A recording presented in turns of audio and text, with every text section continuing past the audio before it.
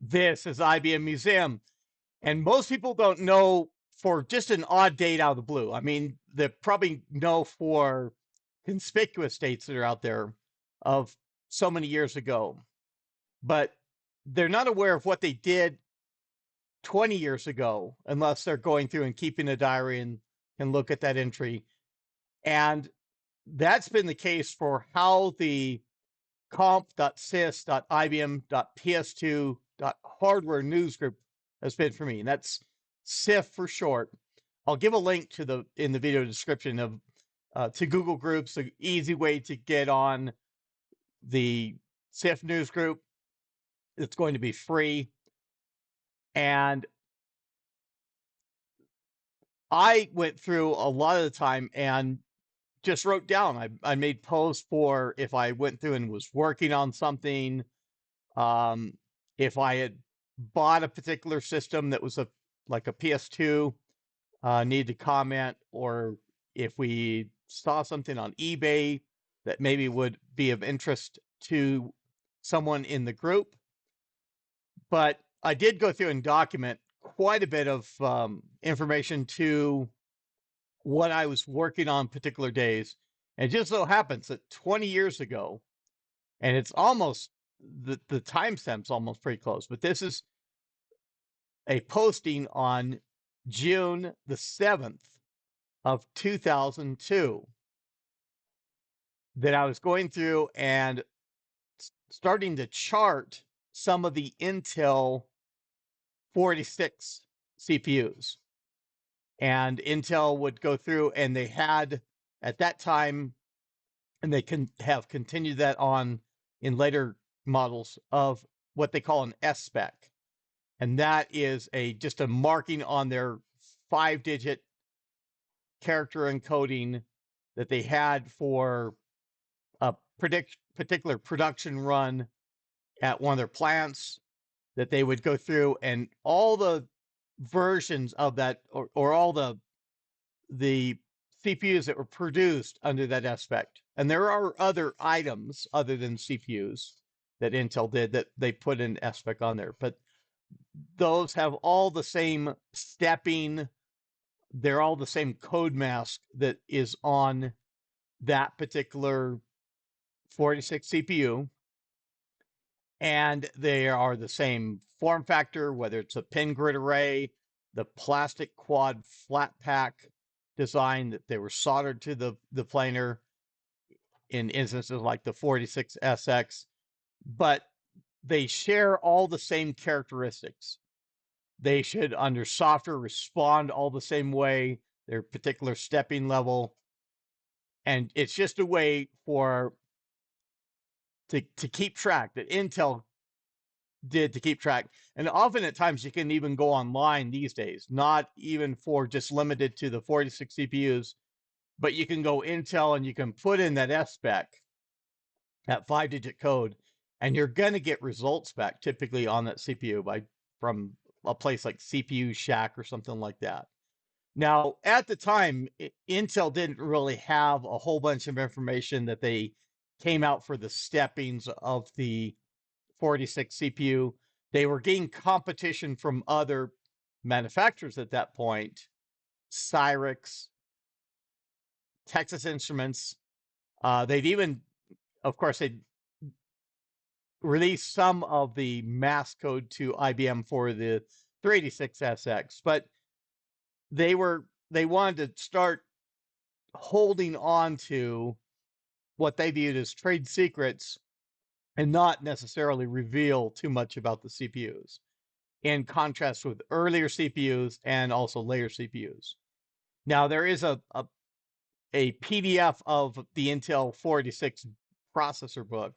I think it's rather early on.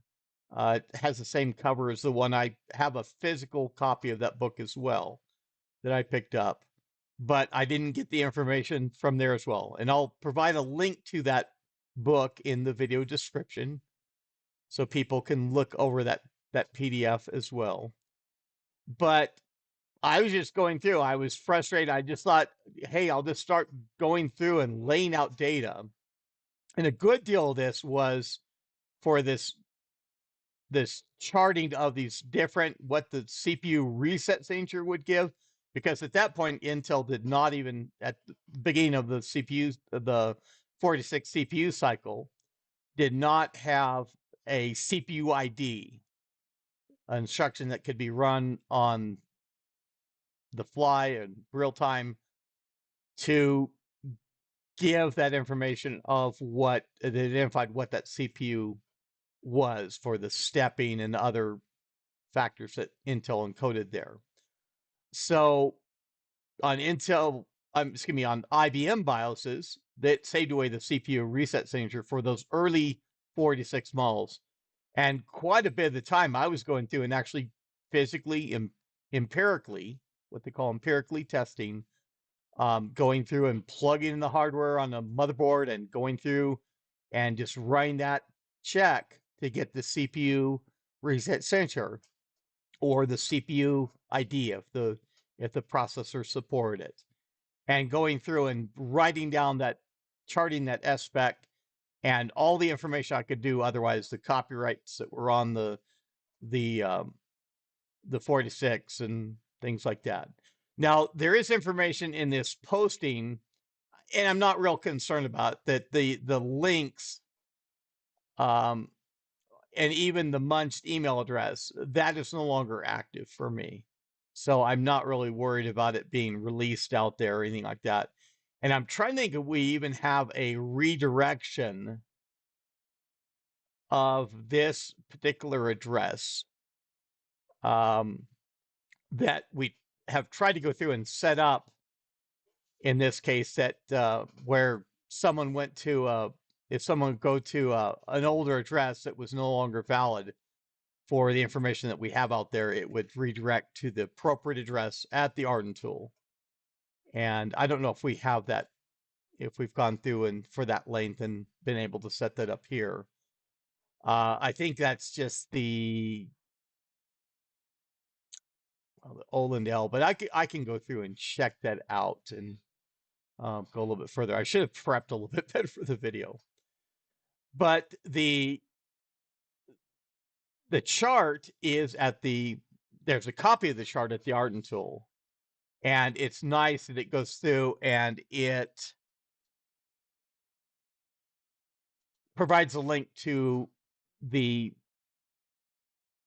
original page. And I have this information now. And it's been a while since I've done updates, almost about a year and a half.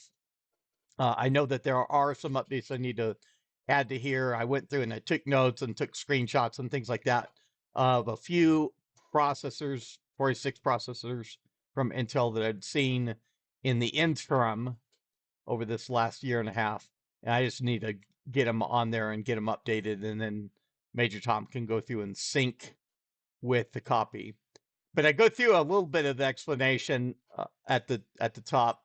Major Tom has left the text as I wrote it in there, and I will provide that link, of course, for people to go through and check over things. I go through and analyze how that CPU reset signature or CPU ID shows the characteristics of the family, the model, the stepping information that, as far as I could figure out from Intel and glean over the years, glean over these last 20 years of what information I was able to pull up. Now, I've even seen this chart out there without myself being credited for it. And, you know, I guess it's fine, as long as you're not making money off of it or whatever else. But if you do happen to see information on the chart that looks very familiar on another page, it should be from what I did here as the original. And I've just gone through and I've written down information, the processor, what the CPU ID or that CPU reset on the earlier 46 processors did. And there even is notes as far as what it may be stamped or marked on there. Now, typically, if there was And it's almost in all cases of these S-specs. And you can go through and you can look, you can look up Intel and the S-spec, and it will go to a site typically like CPU Shack or something like that and show you that information for that CPU. They probably have a picture of it and things like that. But yeah, my 46 bin is I've got a lot of CPUs still around, and I probably need to. I've made some promises to um, people in a couple places. I need to send them some of those CPUs and get down to just what I need. I've got some redundancy and things like that. But you're talking about a guy that on eBay, I'd go through and I'd see a aspect. I'd go through and see a CPU and I'd pull up my chart and it's like, do I have that? Do I have that? And even go through and buy those CPUs. And of course, I had my price point at that time, and we're talking eBay back in the earlier times. Of course, a lot easier. Um, but just to go through and be able to supplement and gain information for the chart. So it is. I'll have the link for that. People will be able to look that over. There's further links in here as well that Major Tom has to other CPU documentation up at the Arden tool, and even a link back to another page that I have set up for that CPU reset signature and how that interrupt 15 hex function C9 hex interrupt call can go through and provide some of this information from the PS2s. But if you thought it was informative for learning what I was doing 20 years ago from today, go ahead and leave a like on this video.